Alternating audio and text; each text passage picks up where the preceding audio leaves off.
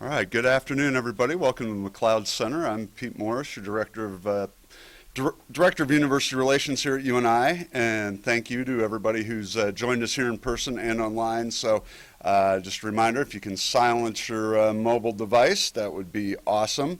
Just to give you the program for today, we'll hear some brief remarks from President Nook and our Director of Athletics, Megan Franklin. Then Coach Farley is here, and we'll turn it over to him. And then once Coach Farley is concluded, we'll get him back to the Youngstown State game plan and let President Nook and Megan hang around for a minute to answer any other additional questions you may have. So at this time, I'll welcome UNI President Mark Nook. Hey, thanks, Pete, and thanks everyone for joining us today. As everyone knows, yesterday Coach Mark Farley announced his retirement from the University of Northern Iowa's football program. And first, it's a real privilege to be here to say a few words for Mark and to thank him for really what is a legacy, a true legacy at this institution. From the first time I met Mark and from every other meeting, the thing that has really stood out is, one, his tenacity. It shows. He's a very tenacious person. He cares deeply about this institution and has from the very, very beginning. His work ethic also comes out in a very, very big way. And when I think about the legacy that is Mark Farley, the legend that has become Mark Farley, think about the many student athletes whose lives he's touched as a coach and as a player, playing with in the first part of his career here. When he talks about walking on here, you can hear the pride he had in being offered the opportunity. And as he talks about his time here, and you see the people that he played with, and you get to meet people like Bobby Williams and Junkman and some of the others that he played with, and they start telling stories. You got to be a little careful, but start telling stories. The love that was developed between these people because of the games they went through, the practices they went through, they developed much, much more than a friendship in playing here. And he's brought that to his coaching as he has helped young men over the last 24 years grow together as a team and go on and do great things on the field and do great things after they've left.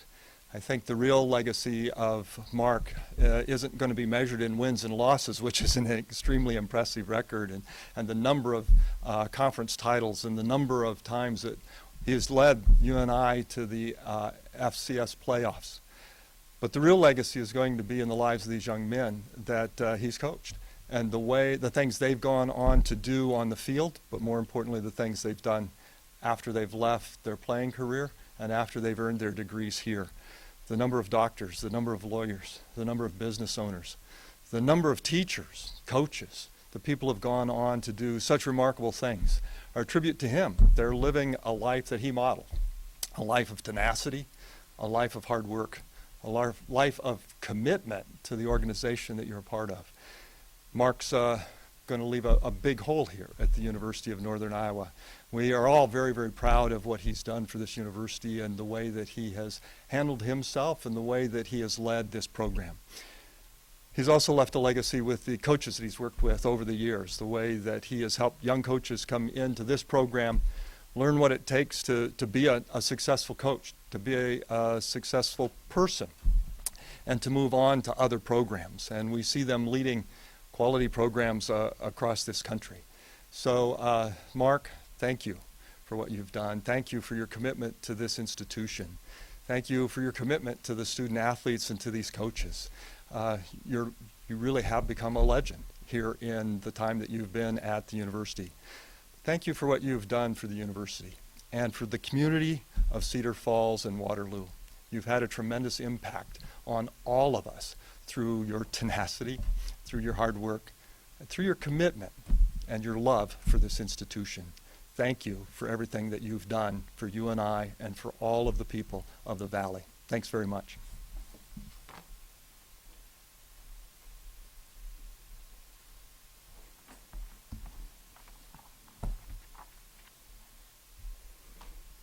Good morning, or afternoon, I guess it is now. As I've been thinking about Coach Farley's retirement, as you can imagine, for me, I've been thinking about legacy too. And he is, Exhibit 1A on our coaching staff. I was sitting in my office and I have a canvas of Theodore Roosevelt's The Man in the Arena. And as you read that, you can certainly think about Coach Farley. And then I also thought about Hamilton the musical and the way in which they talk about legacy in that musical so beautifully. In the song, The World Was Wide Enough, Hamilton says legacy. What is a legacy? And, I am thinking about, what that has meant for Coach Farley. What is his legacy? And President Nook talked a little bit about that. I'm grateful to our athletics communication staff that pulled all of the hard copy media guides since 2001. We're missing 10, so I believe there were 10 years we must not have printed them. But you can see here the legacy of rosters of coaches and student athletes who he has led and whose stories are in his legacy. So who tells your story? That's another beautiful song in Hamilton. And we know in the last 24 hours, tributes are pouring in, describing what Coach Farley has meant to various people. And I have some quotes for you that I'd like to share that were impactful to me as I read them that have come in. Your teammate, Chuck Junkman, says, "Congratulations on a great run, Coach Farley. You're a great man, was a great teammate, and have done us all proud as head coach of our UNI football team." Former football players, of course, have been making their notes. John Lee says, "Congratulations, Coach. I'll never forget that you took a chance on me as a recruiter and signed me to UNI. Forever thankful and forever loyal." And I know there are others that feel the same way, that you gave them a chance. Jimmy Brown says, "On behalf of many of the men you've helped grow on and off the field, thank you for being our coach. Your leadership shall forever be echoed throughout Panther Nation." Parents of former football players have said, from Pamela Wright, parent of defensive lineman Ronell McNeil, "Thank you for being part of my village with my son." She lists all his stats, proud mom, and says, "Best to you in retirement." Ann Cooter says, "Thank you, Coach Farley, for being the face of UNI football all these years. I watched you play when I was a student at UNI, and I followed your career as a coach from the beginning. The 5 years son Sam played for you was without a doubt a highlight of my life. I wish you well in your retirement. See you at the Dome. Go Panthers." And then Cedar Falls Mayor Danny Laudick represents the city of Cedar Falls, of course, but also, more importantly, a Cedar Falls kid and a UNI alum. And he says, "Thank you for all of the years of incredible leadership of the UNI football program, both as players on the field and class act individuals off the field. I'm proud to have called you our coach in all these seasons." Legacy has been described by Theodore Roosevelt, or in the words of Lin-Manuel Miranda, yet for Coach Mark Farley, nothing describes a legacy more than those words from those he coached and who's been playing for him, who've been friends with him, who've been colleagues with him, and for all of us cheering him on. For the legacy that you will continue to serve, the University of Northern Iowa, the UNI Athletics Department, and most importantly, UNI football. Thank you, Coach.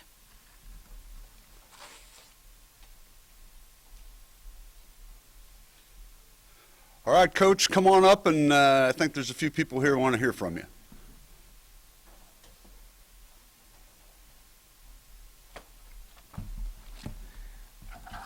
All right, I actually brought notes, and I never bring notes. All right. So here's what I tell you, okay? I rolled in here 40 years ago, and I came in a truck in '82.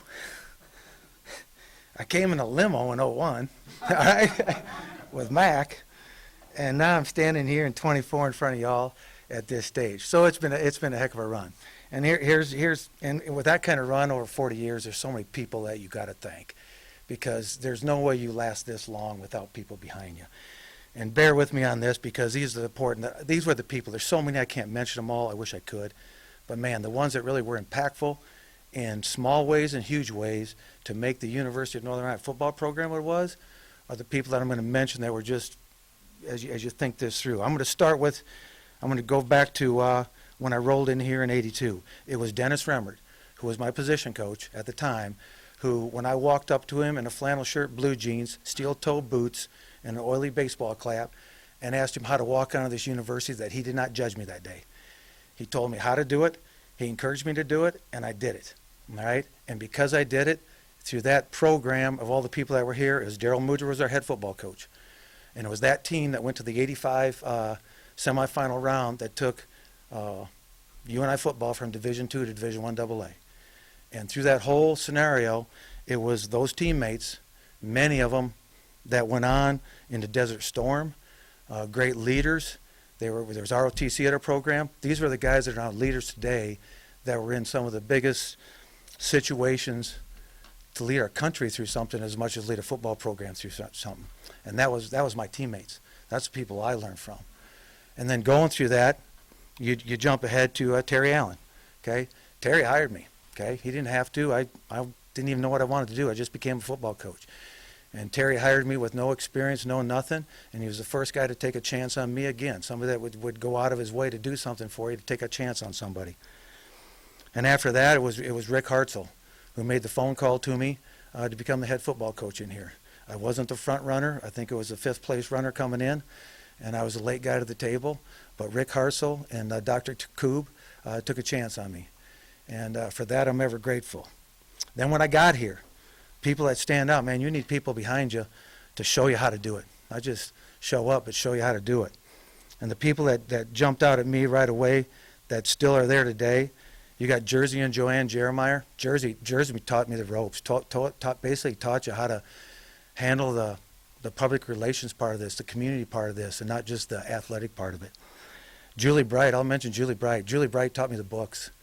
I remember sitting in her room, man, it's all about budgets. It's all about the things. It's not X's and O's. It's about budgets. Julie taught me the books. She was the best at it. She showed you how to do it. She showed you how to manage a business the size of a UNI football program, and she was the one that started that. Then you get to the internal people. Internal people, two of the best people that were part of every win, as long as I've been here, was Jed Smith and Stacia Edgars. And those two people, it was kind of like a three-headed team is the way I viewed it. It was I did the football, Stacia took care of the academics, and Jed took care of the weight room. And we always communicated. We've been with each other for years, and because of that, the success in the classroom, the development in the weight room, the football all gelled together, and that's why it lasted so long, because of that camaraderie and that group of people that helped me through that. There was people behind the scenes in this place that made a huge difference, okay? People that you wouldn't see in the forefront. But the two that I've mentioned was Kevin Lauderville. He used to be the concessions here. Kevin Lauder was cooking us food in that concourse out there all through two-day camp, serving us breakfast, lunch, and dinner, trying to make numbers work, trying to do the best thing, treat our players as first class like they were the top that they were. I just wanted to be a BCS, treat them like BCS. Kevin Lauderville came in and fed our team for kind of all through August camps, not just one, but probably 5, 6, 7 of them. And that really helped us throughout all those years to go do the things that we want to do athletically to win. I'll jump back to Kelly. Kelly sits in there, and Kelly Destival, I mean, she sits back in there, and all this hiring that you do, she kind of kept me in line all those years, okay? She told me what I could and couldn't do, all right? And she kept me in line by doing so, and she had a way of doing it. You got to have people able to talk to you, all right? And I'm not the normal person, so you got to figure out how to deal with me as much as find a way to help me. And what those people did and why they're so is I trusted them. I trusted them because they cared about this university. And that's the only way I gave anybody trust, is if they cared about this place. Some people come and go, and we got to clean the mess up after they leave. But man, there's people here that care about these places. And those are the people that I entrusted everything to learn from, because they cared about the place more than they cared about anything else. And those are just a few people that did. You get over to the foundation. You got Jim Jeremiah, Steve Gerhardt, Moose, and Noreen. Those three did everything they could to guide me through all this, donors and asks and those types of things. They were always there to support this university, and they do it the right way, and they do it for the right reasons. And I'm even going to go back to the voice of the Panthers. I know PW does it right now, but I tell you what, Gary Rima, all right, and Scott Peterson, they were the voice. They are the voice. They'll always be the voice because they brought life to our game for years. They brought the, we're not on every TV station, but I tell you what, they brought the life of the game to the radio, and that just created the size of this program and the size of this athletic department was those people through a voice on a radio. Jumping into the donors and the friends, I have to mention on this is, man, you always want to leave place of something that's not just a legacy, but I was always about if you build something, build it right, do it right or not at all. That's how I was taught, and that's what I always try to do with any donor money or anybody that I came across with. And one of the first people that always does this still today is Dave Peters. Dave and Cindy Peters were a reason a lot of this stuff happens, whether it's Sweets and McLeod, the things in the dome. It all came back. We tried to, our offices up there, I mean, he was the one that just gutted the offices to try to clean up the front end so we had a place to recruit and bring people in. We look good on TV and we win a lot of games, but you still have to have a wow factor when you hit the building. And Dave allowed us to do some things because he always pushed some projects through. But the people that were behind that, they ought to be mentioned. Just you don't even know the names sometimes. But I remember sitting in the Evansdale McDonald's with Steve Lounsbury and Randy Buckwall, two former players. And we were just trying to get a locker room down in the dome, and that was just a storage area down there. And that meeting in that Evansdale on a Sunday morning led to what you see down there in that corner, which is the Dick Jacobson North End Zone project and the Cedar Valley, and then the things that are our locker room. That all started in a McDonald's in Evansdale. All right, but it took a Dick Jacobson sitting with him and many times down in his nice place down in Florida every January. So it was for him to do that, and let alone what he did with the Ed Center. Those are the people that make a difference. Other ones that stand out: Van Miller, VGM. We don't have that team room over there unless our former players started it, got a lot of money, got about halfway for it, a $2 million room. They probably got halfway with it with former players and only former players. But Van Miller and VGM stepped up and finished that project for us to give us our first team meeting room that's ever been at the University of Northern Iowa, probably 3 or 4 years ago now. And he was the first one that took me. We went out to Phoenix and did the thing out there to create that relationship, and that was instigated by him through all those years. So two great ones that are gone now, and Dick Jacobson and Van Miller, were a huge part of the success of UNI football. I jumped to Doug and Ann Gotchke, who built that field out there in one check. I'm not even alumni here. Can't thank them enough, because if you're going to do something, you have to do it. We're unique here, and you have to go find ways to do things that are different than Iowa and Iowa State. But yet you want to run the same race as Iowa State and beat Iowa and Iowa State. And to do so, you need people like this, and Don and Ann Gotchke, who are not even alumni, wired a check in here to build that outdoor field for $2 million. And I think we did it in a 10-month time slot, the fastest ever done from start to finish at UNI by the time you get through all the ropes of being at a state institution.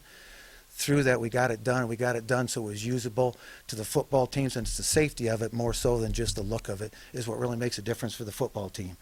And then most recently, John Lancaster, who has gone out of his way to try to financially give us an equal opportunity to compete on the field. And those are the ones, to me, that stood out, just the big names that took a swing at this place to try to give us every chance to compete at the highest level in the best conference in FCS football. The community is obvious. All right, I could go on for another 40 years thanking those. I've made some phone calls and make a lot more, but the ones that stand out to me that just jump off the table, I'm going to start with Dan Deary, the Deary brothers, and John Deary Sr. Man, that's those guys. I've been driving Dan's truck for 24 years, all right? And what you don't know about the Deary family is how they gift in ways that they don't want to be viewed upon as given. They want to do it from unannounced type stuff. And they're always there for you. But to all the car dealers, we can't run this program without our car dealers, all right? And you've got Tim Godfrey, Jason Junge, Rolling, Howard, Caldwell's, George Cooley down at CNS, Sam Boozer at Community. I mean, you've got so many people in the car dealership. What you don't know is that's how we save money to recruit. That's how we recruit. We recruit by car. We don't recruit by plane.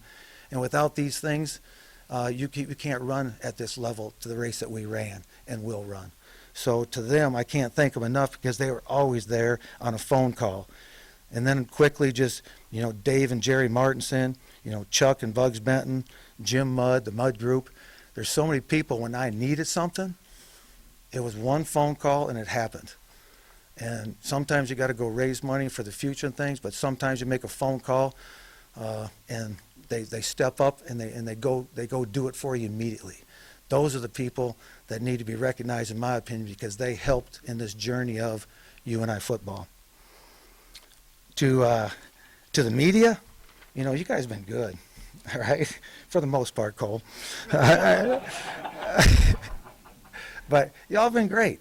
We've had some great wins, we've had some great runs, and then we've had some tough losses and some tough runs. And you guys are always fair. You even tried to make some of those hard losses into you were easy on me, and you could have been a lot tougher. So, but at the same time, man, you guys were always there, consistent, all the media. Can't thank you enough. Even back to John Campbell, for crying out loud, man. It was like, the legends are there, and I got a chance to sit with these guys when they were doing this, and they were the only ones doing it. So, thank you for all that. To the current coaches in the back, that's what it's about, man.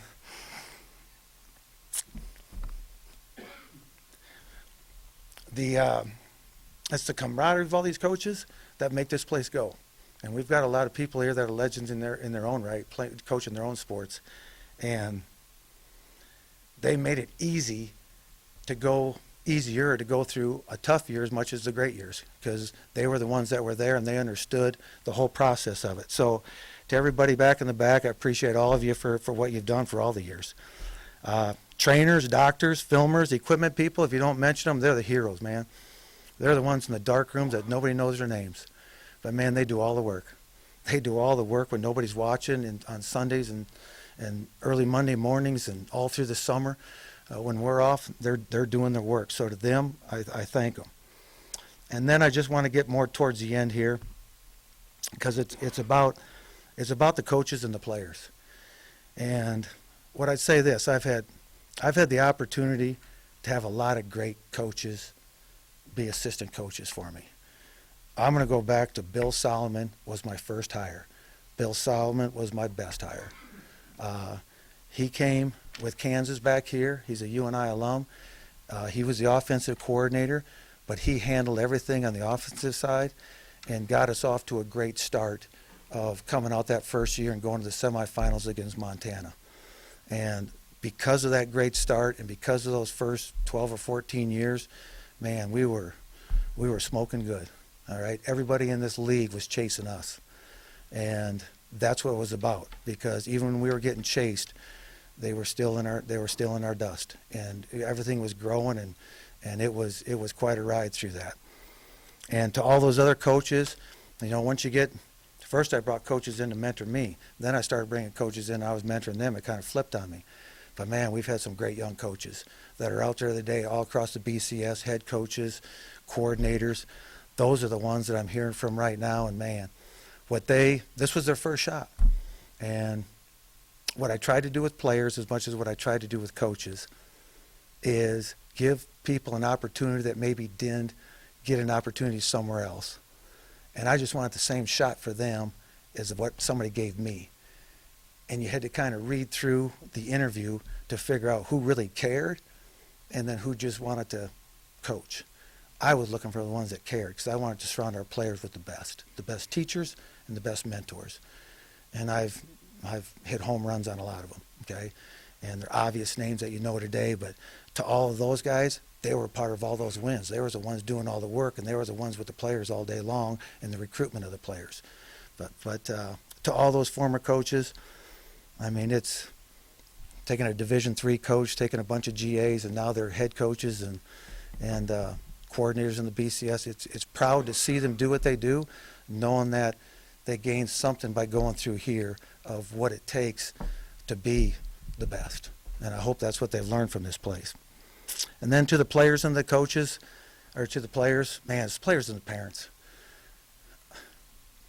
The only thing I've ever tried to do, and I try to, if I leave here just with basic thoughts, is I wanted to go in a room, go up to a player and have a vision for him as I talk to him.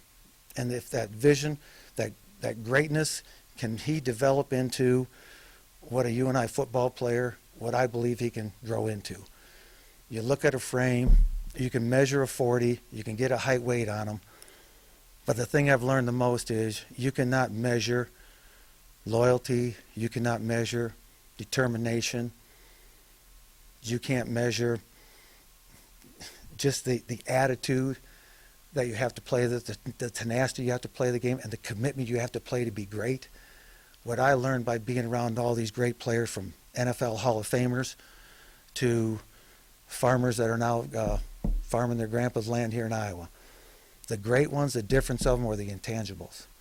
It wasn't their skill in the field that made them great. It was the intangibles of what they did with their talent set to make them great. That's what I learned from them.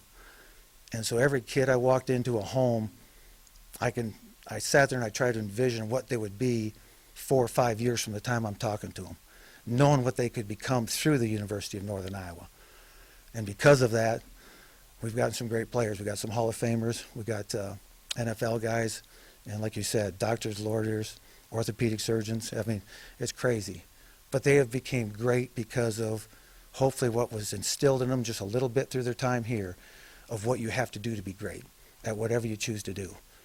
And that's those intangibles that you can't measure until you see a whole body of work to see what the type of effect you have on others that you're surrounded by. So through all that, that's kind of the process that leads you to today. And you know, it's bittersweet. There's no question. When you've been this, it's, you know, it's not donors to me. These are friends. These are close friends. And they're close friends because it wasn't just 1, 2, 3 years, and it wasn't about the university. It was a bunch of people coming together for a common purpose and trying to make the most out of the University of Northern Iowa's football program and doing everything they could to give myself and my staff and our players the chance to do that. So that's where it's at, and I just don't want to, if I get deep into the players, it affects you when you start talking about the players. And I'm cautious about that, and it affects you when you start talking about your family. And those are the two things that will tear you up when you get to this point. But those are the things that matter the most too, because your players are your family, because they become your family. And then when you start having sons of fathers that played for you, that's really neat, because now you feel like you really have to step up to the plate for them. And what I tell our coaches in our staff room, to all the coaches that are out there, listening or far away, I've always believed this, that granted we choose or pick the kids that we want a scholarship or offer to come to the University of Northern Iowa. But what I always took the approach on is they chose us. We didn't choose them. And the moment they chose us and signed on that piece of paper, now we had to go to work for them, because they entrusted their son or their daughter, or they entrusted their career to myself and to this program to take them to the level that they couldn't even see themselves. And that's what you go out and recruit with, but it's what you stand for when it's all said and done. So hopefully that will be what's left, is what we stood for, and the people that we took along for the ride because of what they did by going through our football program at the University of Northern Iowa. So thank you. All right, Coach, you want to take any questions, or you need to get on Youngstown State? No, I haven't ducked a question yet, so I might as well not duck one now. All right, questions for Coach? Yeah, well, you said, talking about players, I'm going to make you talk about one. I talked to Carter Schultz last night. He told me about the first time he came to Chipola High School. It's like a celebrity walked into my town. And they said the biggest thing for him was how, he's out of small town Iowa. You gave him a shot. And somebody gave you a shot back in the day when you walked on here from walked on. How much of your experience is ingrained in finding these guys from small schools like Carter Schultz, and how satisfying is it when you see them blossom here at UNI? That's really the most satisfying part, because that was me. And because of what That's why I always start with this. Because of what somebody gave me a chance and didn't judge me, I felt that's what I owed back to everybody else, because you get an opportunity. It's an opportunity. You got to go make the best of it. But you need somebody to give you that opportunity, somebody to take a chance. And a lot of people have taken chances on me because I was a long shot at everything. And when I sat there with Carter Schultz, quick story on what I call the Carter Schultz and the Spencer Browns, and there's many of them like it. I call them drive-bys. What I mean by that is I'm driving from Rochester back to Cedar Falls on the last weekend before recruiting. I'm on Highway 63. I'm ahead of schedule. It's the last weekend of the last stop, and I said I'm going to drive right by Tripola, just off the highway, about 20 minutes. And, hey, I got some time. Instead of driving by it, let's turn in and go take a look at him. And because I sat there in that little desk squeezed in that little school with he and his mom that day, because of his personality and his tenacity, that's why I invited him for a visit that weekend. And because of that visit that weekend, we offered him a scholarship, and he became the FCS Defensive Player of the Year in his time at UNI. It was because of his play and his tenacity. I was fortunate enough to see it that day at Tripola High School. So instead of driving by 63 and coming home, that 20-minute going off the highway made all the difference in the world for a football player, for us as much as for him. So yeah, those stories are all over the place, but that's why I did it, is because you can't measure some things, especially in our state. We're a special state with special people, and you have to recruit that way to this state to be successful in this state. I learned that from Terry Allen, how to recruit Iowa, and you got to take care of that first. And we try to do that every day, and we try to do it at the highest level because we played at the highest level. I mean, when you're at UNI, this just isn't a football program. This is the best, all right? And that's all I want it to be, was the best, is bring the best in, bring the best coaches in, bring the best players in, surround them with the best people, and let UNI and the people of UNI do their work, and then piece the puzzle together on game day. So, but yeah, Carter Schultz is an epitome of that. Mark, how long has this potential decision been on your mind, and when did you finalize it? I don't know that. I don't know if it's been on my mind. I don't work like that. It's more been since about 2020, it's just been more difficult with all the things that go on in college athletics, and there's just been so many dynamics that have happened in the last 3 to 4 years. There's a wear and tear outside of football that goes on more so than the wear and tear of football. That's not the deal. And I think just because of how things are changing, if you want to call it that, as much as dealing with all the things that have to make a program great, those are the things that make you always want to coach, and you always want to do what I do on Saturday. But it's those other things that you also want the ability. I want the ability for every team I put on that field to win the championship that year. And that's just who I am. So it's been kind of over the years, and to nobody's fault. It's just what's happened and those types of things throughout the years, because there's a lot of things that have transpired over the years. But at the same time, they've been great years. Just reading between the lines, it's kind of talking about NIL and transfer portal, those kind of things. Exactly. Maybe driving out of the game.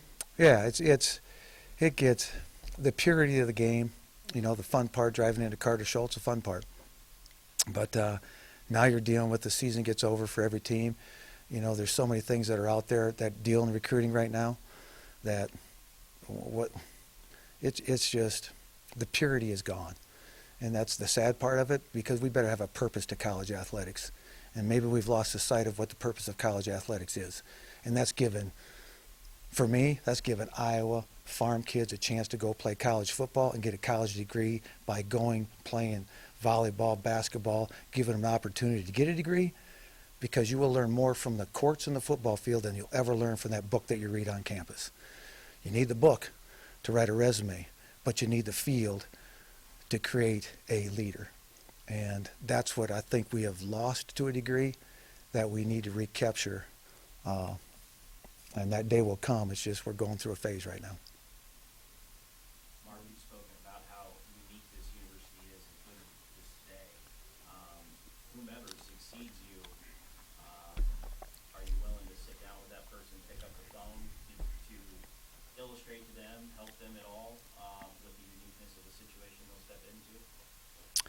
if that's up to them if they want that. I mean, everybody's, you know, I was lucky to have mentors for me throughout all this, and somebody's going to have to do it their way, and that's the only way you can do it is your way.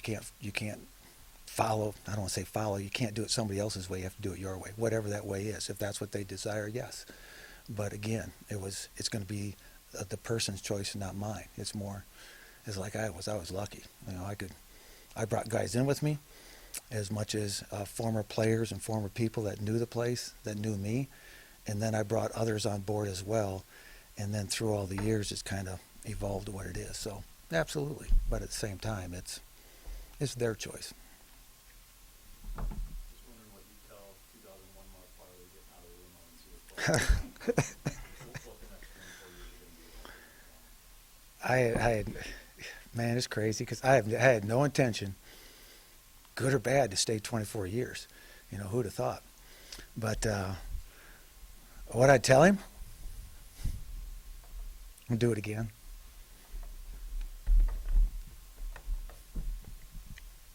Anybody else? Man. How about a real big victory that really stands out to you?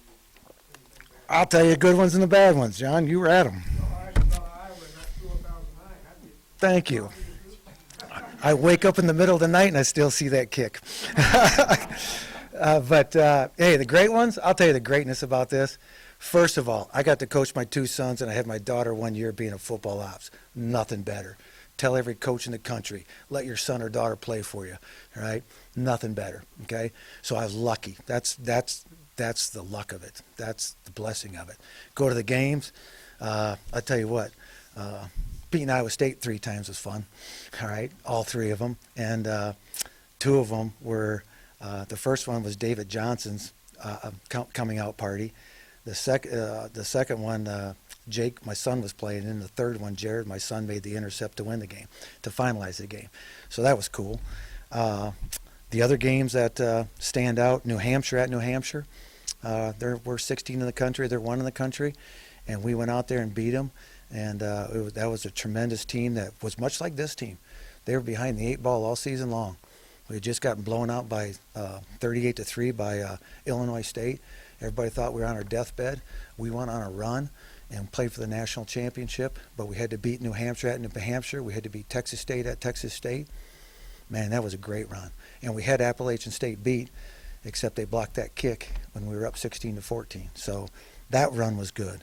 The other ones that were pretty cool, we all remember the catch of the catch in the back of the head against New Hampshire in the Dome. Okay, I mean, that was crazy. Okay, that brought the house down, and that was against New Hampshire. The Delaware game, you remember the losses a lot more too. I remember Flacco in the Delaware game. I remember Wentz beating Wentz in here on their big run. They had the 38-game win streak, and the students jumping over the railing in here and flooding the field. It's hard to flood the field here, man, because you got to jump 8 feet to get to the floor. But they did, and they jumped 8 feet to get to the floor, and we beat them that year. They were number 1. I think we were number 3 or whatever. That was a memorable deal. But those are the games. It's still you know what you actually remember more is probably the home visits. The home visits of these guys, sitting with Spencer Brown, and in that little town, sitting with Ben Boothby at his home that time in Clinton, going to David Johnson's home visit. Those are the things you kind of remember, because then you see the players what they become. So, but the games have been great, and there's been some great football games, and we've been number 1, beat number 1, been to the title game. That's the only thing that's probably bittersweet is, ended it on this deal, because this isn't who we are. I mean, these guys are playing their tail off. We're just lighting some places right now, and it's not them. We're just lighting some places that they can't shoulder some of the things that were put in front of them. And so for that, you got to really thank these guys for battling what they're battling and what they're yet to battle here these next couple weeks, because this isn't normal. Is there any particular reason for the timing of the announcement with a couple of games left, or is it just a matter of, all right, I made the decision, let's let it out? No, it was more the right thing to do.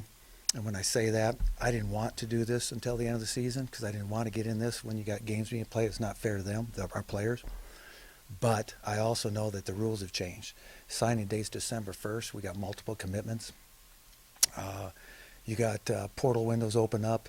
There's so many things in recruiting. Before, signing date wasn't until February. Signing date is December 1st, right after the last game.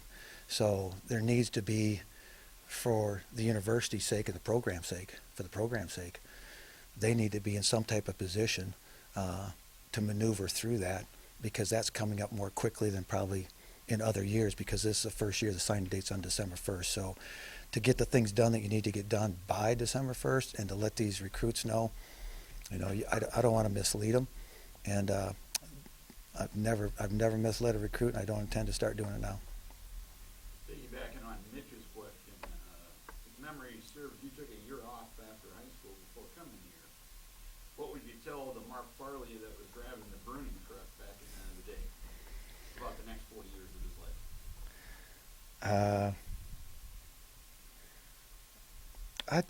What I've learned is just what I told y'all.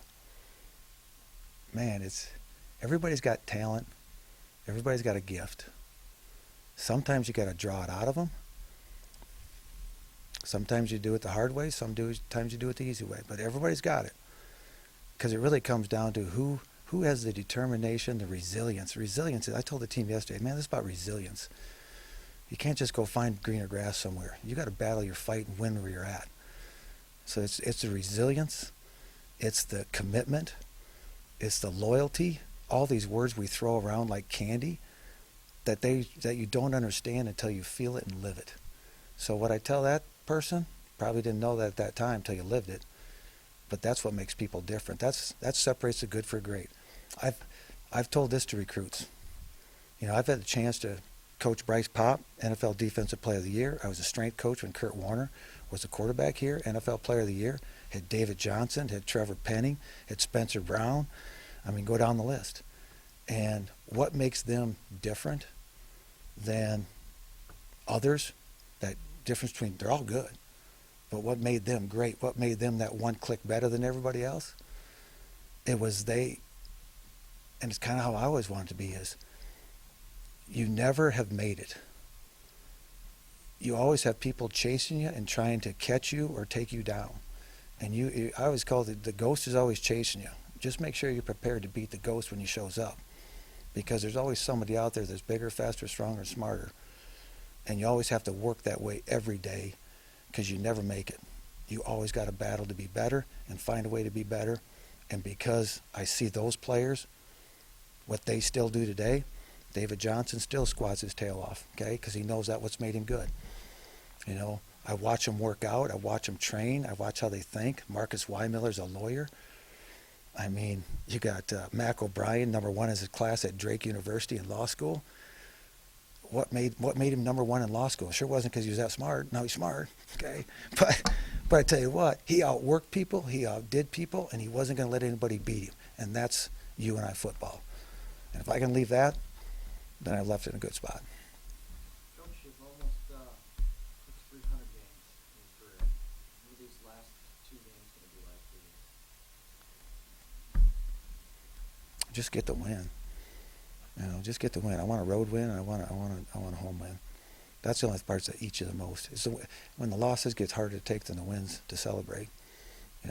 We all evolve that way sooner or later. But it's for them to get the win, and to make sure our job is to get them in the best position to do that, and give them the best chance, whether it's an angle or a alignment or a call. And then they got to go make the play. But they also deserve the right to celebrate that for all the time they put into it, because this team has worked as hard as any team I've had. Tell you what, anybody talks about UNI football, there's great men in this program, not just great players. And to me, that's just as important. But trust me, winning is big, okay? And I'd like to get the 2 wins. Anybody else for Coach? Thank you all. All right, thank you, Coach.